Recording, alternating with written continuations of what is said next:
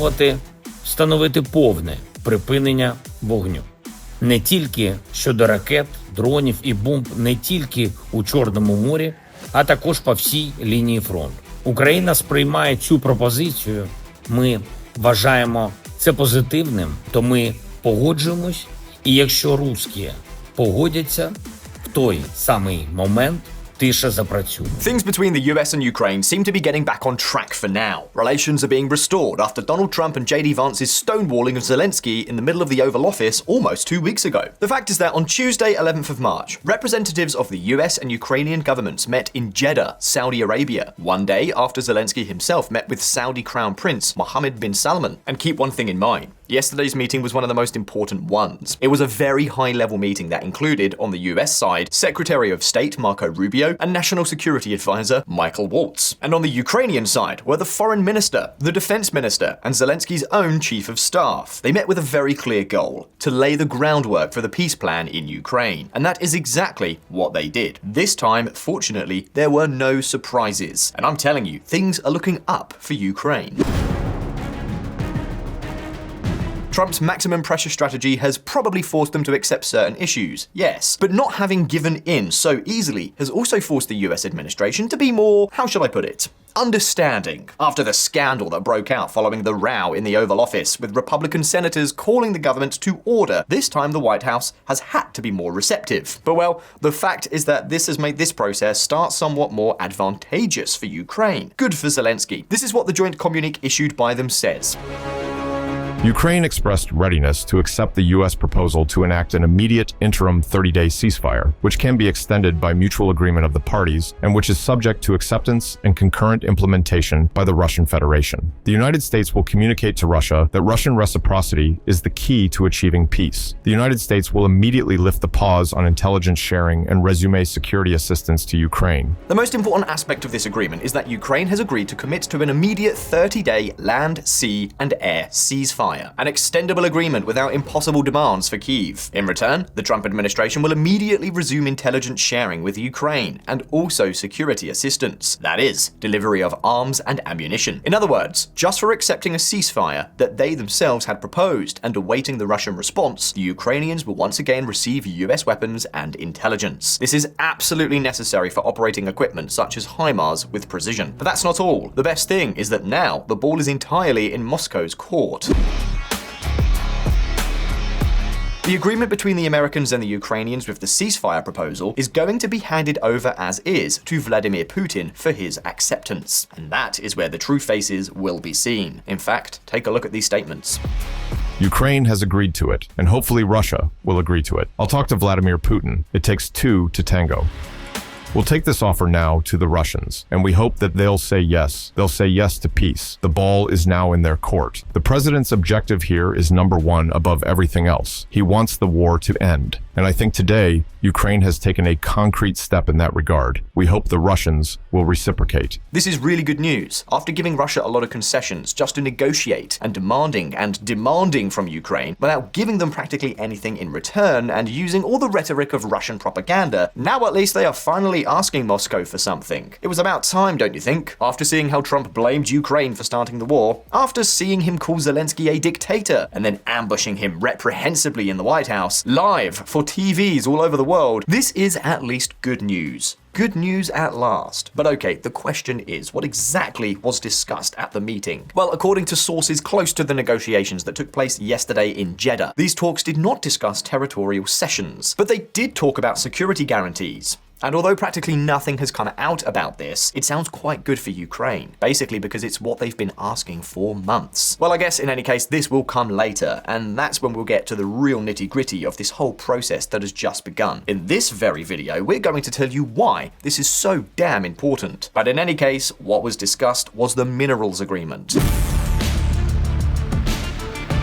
Both sides have committed themselves to conclude as soon as possible a comprehensive agreement to, well, develop Ukraine's critical mineral resources. Yes, I'm talking about that agreement that will probably translate into little more than nothing over the next few years, but which the White House considers a big political score for Donald Trump. And with that in hand, and with Ukraine's willingness to accept the ceasefire and sign that contract, things seem to have improved again.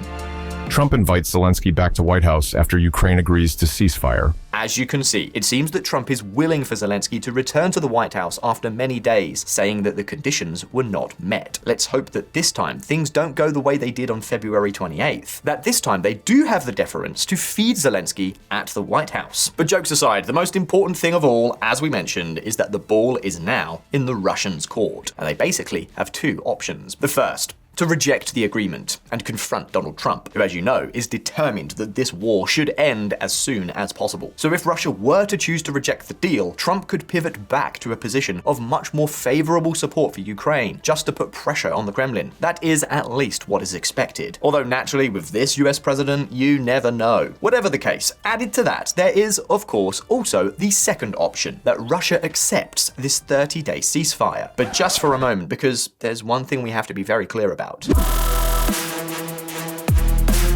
A ceasefire is not a peace agreement. The positive part, yes, is that the Ukrainians could have a respite after so many daily attacks, after so much death and so much destruction. But on the other hand, it would also give Putin's troop a rest, which, don't doubt it for a second, the Kremlin will use to continue to reinforce. It will continue to reinforce its army, and probably also press the ceasefire itself. Because let's be clear, Russia could provoke false flag attacks or provocations to the Ukrainian army that would give it grounds to say that Ukraine has broken the ceasefire. This is something we have seen in the past. So let me say it again. A ceasefire is not a peace agreement. Even if things go well, there is still a tough negotiation ahead. And do you know what? The negotiation probably isn't even the most important thing.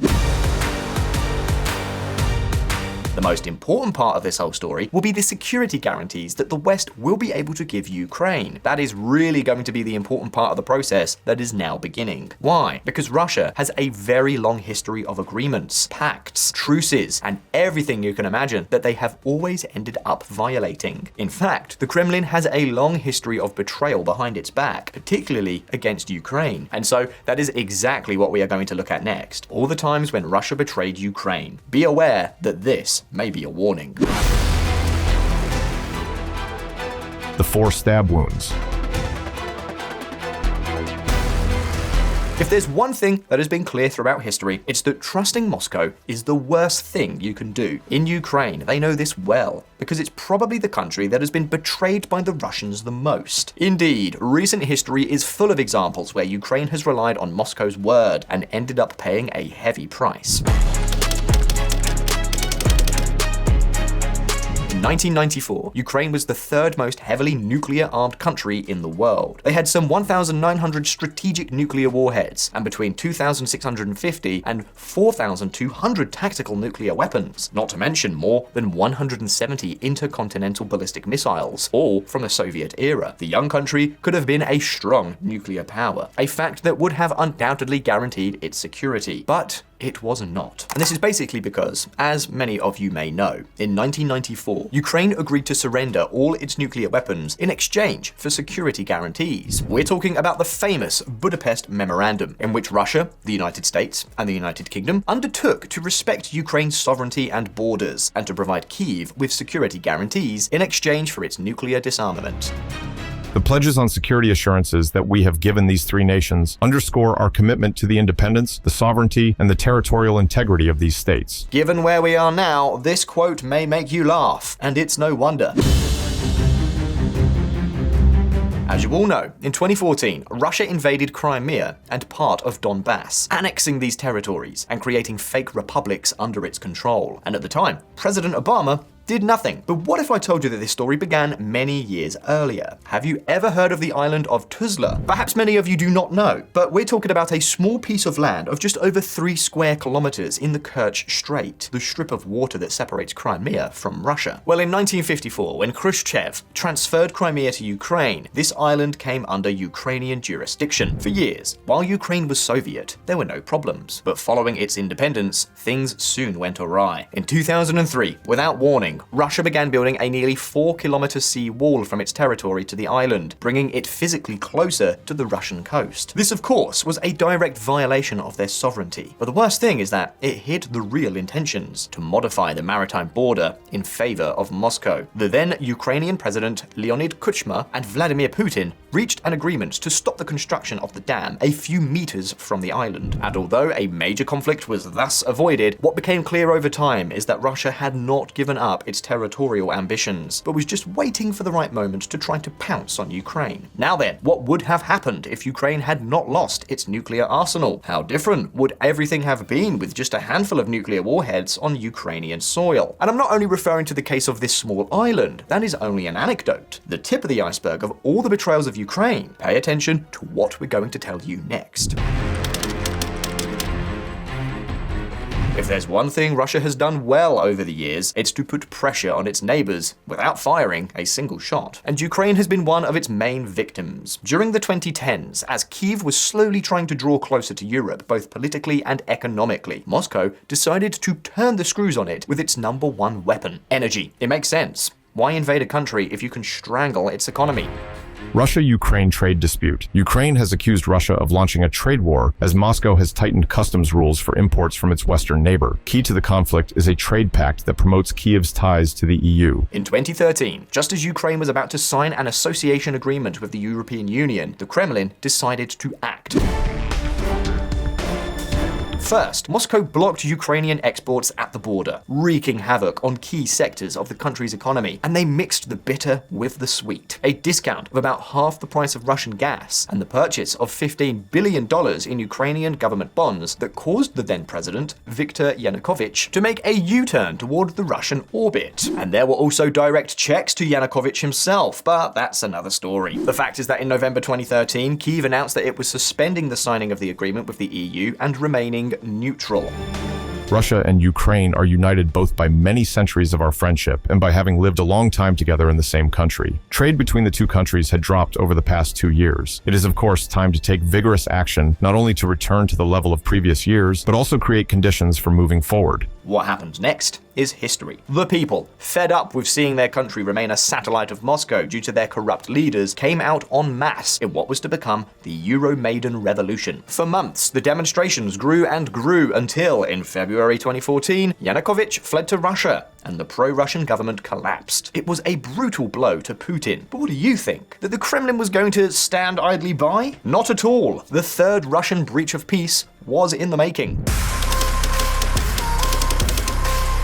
There's one thing that has been repeated over and over in recent history. It's that Russia is never where it is, and never does what it is actually doing. In 2014, in Crimea and the Donbass, there was no Russian invasion. There were no little green men. And in 2022, a war did not break out, but rather a special military operation. It's a strategy known to all, and which only deceives the most foolish. Aid convoy stops short of border as Russian military vehicles enter Ukraine. Armored personnel carriers and support vehicles cross the border, while the 280 truck convoy comes to a halt separately. Summer 2014, in the city of Ilovaisk, Donetsk Oblast, almost 300 Russian military vehicles were spotted, a detail impossible to ignore. And even so, Moscow continued with the same old lie: we are not there. In August, when the Ukrainian army attempted to recapture Ilovaisk, one of the greatest betrayals of this conflict occurred. Russian forces surrounded the Ukrainian soldiers, leaving them with no way out. It was a perfect trap. Seeing the situation, Putin offered a humanitarian corridor, a safe way for the Kyiv troops to withdraw without further bloodshed. It seemed the only option, and Ukraine accepted. So its soldiers, trapped and with no possibility of reinforcements, began to withdraw. And it was right then that Russia did the unthinkable. They ambushed them, and they massacred them in cold blood. More than 360 Ukrainian soldiers were killed. That episode was to be marked for Ukrainians as the Ilovaisk massacre. As you can imagine, this blow changed the course of the war. Up until then, Ukraine had managed to regain ground in the east. But after Ilovaisk, Russia took the initiative, forcing Kyiv to sit down and negotiate. The result? The first of the Minsk agreements, a treaty that promised a ceasefire, one that would never be fulfilled. Because Russia was not finished. It continued to support the separatists. The fighting continued, and only a few months later, Minsk II, a revised version of the agreement, was signed. The problem? It wouldn't do any good either. VisualPolitik community, we have arrived at the greatest betrayal of all, the Minsk agreements. Ukraine's big gamble to stop the war in the Donbass before it escalated to become the Russian invasion of 2022, signed in 2014 and 2015 with the Organization for the Security and Cooperation in Europe, Germany and France as mediators. They promised a ceasefire, withdrawal of heavy weaponry, elections in the separatist regions, and a special status for Donetsk and Luhansk within Ukraine. On paper, it sounded like peace, but the reality was different. Because this time, the agreements were not only a Moscow strategy to gain time, Europe also began to play with the same cards as Putin. The 2014 Minsk agreement was an attempt to give Ukraine time. It also used this time to become stronger, as you can see today. The sole objective of the Minsk agreements was to buy time to strengthen Ukraine's combat capabilities. And this is why we should speak in support of the Minsk negotiations, as it was precisely during that 7-year period that Ukraine obtained the means to fortify itself. The real goal was not peace, which was already considered impossible with Putin's regime. It was to give Ukraine time to prepare for the next Russian aggression. And perhaps it was these previous betrayals that allowed Ukraine to hold out in 2022. Why should anyone trust Putin? Remember that Russia broke the ceasefire from the very first moment. While signing agreements with one hand, with the other it continued to send troops and weapons to the Donbass. They kept the conflict active as they prepared their next big move, the all-out invasion of Ukraine in 2022. Russia never had any intention of complying with the Minsk agreements. It only used them for its own interests. If Kyiv wants to survive, it must ask itself one key question: how to prevent the next peace pact from being just another trap. VisualPolitik community, what happens now in these next weeks or months may define the future of Ukraine for decades to come. Stay tuned. Stay one step ahead. Ukraine has relied on Moscow's word before, and each time it has done so, Russia has used the truce to prepare its next strike. This time, Kyiv cannot afford the same mistake. The next agreement must be completely different. It cannot be another Minsk. It cannot be another Budapest memorandum. It cannot be another flimsy paper that Russia can tear up when it suits it. It needs to be an entirely new security framework, with clear, firm, and unbreakable enforcement mechanisms, and above all, with an absolute guarantee. If Moscow violates the agreement again, the consequences must be immediate and automatic, even if that means involving other countries directly in its defense. Because remember one thing, to talk about Ukraine is to talk about many other countries, the Baltic republics, Poland, Romania, Moldova, and even Taiwan, just to mention a few. Whatever comes out of a peace deal is going to be read with attention by all the autocrats of the world, not only by Putin. They are very attentive to the red lines drawn by the countries of the so-called free world. Ukraine has already learned its lesson. An agreement without control mechanisms is a death sentence. Therefore, the first rule is clear. It can no longer depend on Moscow's goodwill. If there is a peace agreement, Ukraine has to become a real military fortification in a matter of months. It must be flooded with weapons, and its armed forces must have sufficient capacity to make Russia think twice. No observer missions or European soldiers on a mini break without really doing much there. And not only that, there must be a demilitarized zone between Ukraine and Russia, a security strip along the lines of the one separating the two Koreas. Something that, by the way, we already told you about here on VisualPolitik, and we'll leave you the link in the description. We're talking about a real security strip, a space that avoids surprise attacks and prevents the Kremlin from moving troops on the border without consequences. The most important thing is this: Russia has to pay an automatic price if it breaks the agreement. No sanctions that take months to negotiate. No tepid responses. If Moscow violates the truth, sanctions should be activated instantly. To this end, the $300 billion that the Russian central bank has in Europe and is currently frozen could be a card for Ukraine. And if Putin violates the agreement, hundreds of billions are available for Ukraine to buy weapons or whatever they need. And we must go further. We must learn from the mistakes made. The sanctions must also affect anyone who continues to do business with the Muscovites. If these 3 long years of sanctions have shown us anything, it's that Russia has many pores. Pores which are basically countries that serve as a link between Russia and the rest of the world to trade or procure goods that are under sanctions. If these links are broken from the beginning, the blow could be phenomenal, and the West has the strength to do it. Nevertheless, no matter how many guarantees Kyiv gets, there is one uncomfortable truth. In the face of an enemy like Russia, they may never be enough. So, what else could Ukraine do? Well, Kyiv has two other options to secure its future, and one of them could change everything. If it means peace for Ukraine, if you really need me to leave my post, I am ready. I can exchange this for NATO membership, if that condition is there, immediately. It's possible that the only way to ensure real security is for Ukraine to eventually integrate into some defense structure that would offer it full protection from Russia.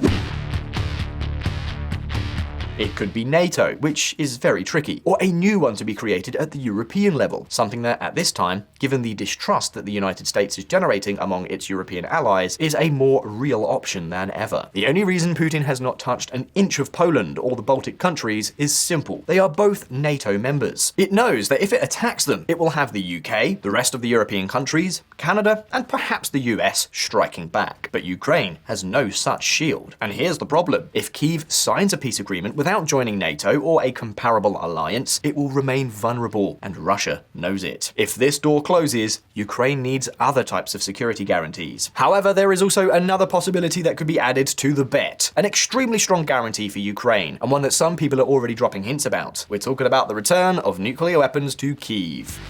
Ukraine now faces a nuclear decision. Under a new Trump administration, Ukraine's government can't avoid considering a nuclear weapon. If Ukraine had never given up its nuclear arsenal in 1994, would it have endured this invasion? Would Putin really have dared to launch a war against a country with 1,900 Soviet nuclear warheads? Probably not. If the West does not offer it real security guarantees, Ukraine could play the nuclear card as pressure. It would not be unreasonable to imagine that Kyiv would somehow, in the future, want to regain its nuclear status lost by the Budapest Memorandum with a new military nuclear program. This option would perhaps be highly controversial, and European countries could shoot it down. But it would also not be so different from what other countries with great war risk have done, such as Israel's known but unconfirmed plan. And if that happens, the balance of power in Europe could change forever.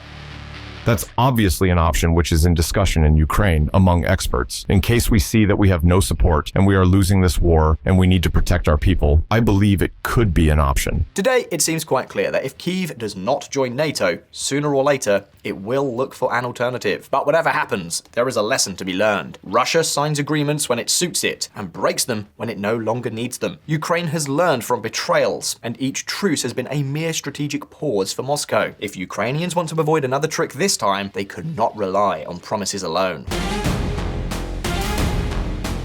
Any peace agreement will have to be armored with at least a number of basic guarantees. First, constant international military support with advanced weapons to modernize its armed forces. Second, in the case of Russian aggression, automatic sanctions, including Russian assets frozen by the West, as well as third countries used as bridges by Russia to bypass the sanctions. And third, firm security commitments through Ukraine's entry into some robust security structure, whether NATO or some new European structure.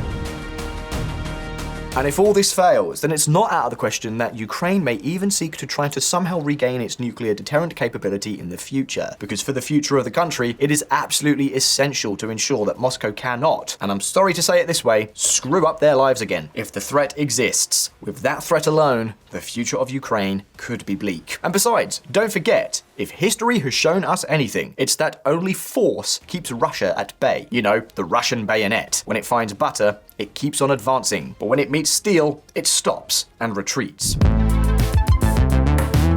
But okay, we don't want to end this video on a downer. We have to be grateful that, at least for once, we have some good news for Ukraine regarding Trump. We'll now see how the Russians respond and what happens with a process that promises to be a torturous back and forth. In any case, what we have to be clear about, the important thing is that this does not become another Minsk or another Ilovaisk. Now at this point, the questions are for you. What do you think the peace agreement that ends this war will look like? Will the West be willing to really support Ukraine, or will it just pressure Ukraine to accept any agreement? Leave your opinions below in the comments, and let's start a debate. If you like this video, don't forget to like it and subscribe to VisualPolitik if you haven't already done so. It takes 2 seconds and it's free, so you won't miss any of the upcoming videos. As always, thank you very much for watching. All the best. I'll see you next time.